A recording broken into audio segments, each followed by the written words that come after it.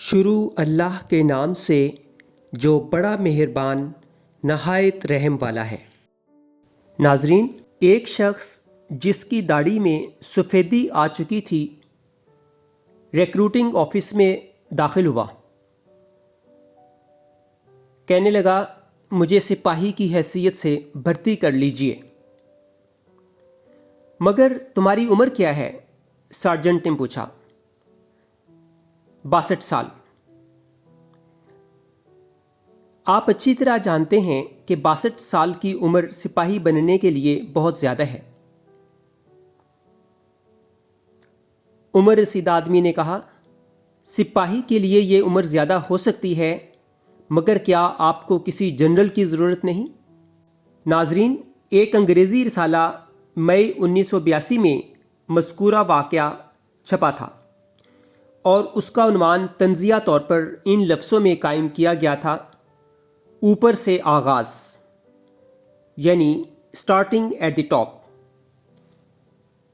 ایک شخص جنرل کے عہدہ سے اپنی فوجی زندگی شروع کرنا چاہتا ہے تو وہ کبھی ایسا نہیں کر سکتا۔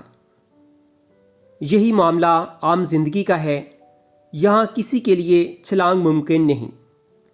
جس طرح درخت کا آغاز بیج سے ہوتا ہے، اسی طرح زندگی کی تعمیر کا آغاز بھی ابتدائی نقطہ سے ہوتا ہے۔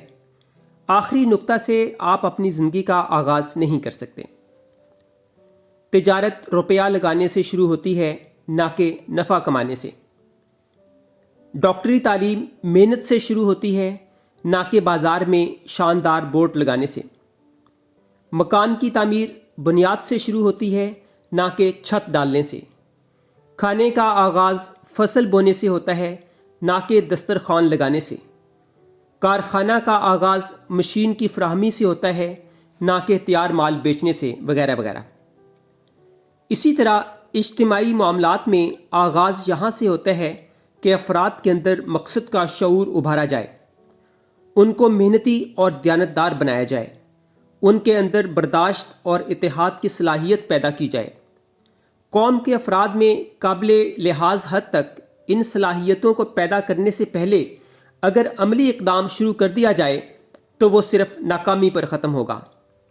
اس قسم کی قومی تعمیر کی مثال بالکل ایسی ہوگی جیسے دیوار بنانے سے پہلے چھت کھڑی کرنے کی کوشش۔ ایسی چھت ہمیشہ اٹھانے والے کے سر پر ہی آن گرتی ہے۔